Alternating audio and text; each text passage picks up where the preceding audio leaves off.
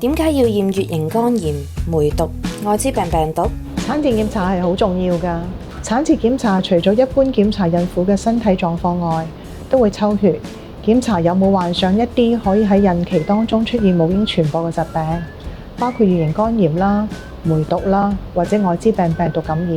喺呢3個疾病當中，乙型肝炎同埋愛滋病病毒嘅感染，一旦傳咗俾 BB， 佢哋就會終身受到病毒嘅影響。而梅毒呢種細菌感染，亦可以導致流產或者畸胎。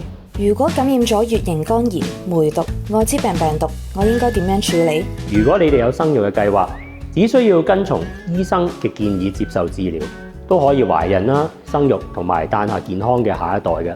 產科醫生亦都會按照情況啦，喺產前檢查之中咧作出適合嘅安排嘅。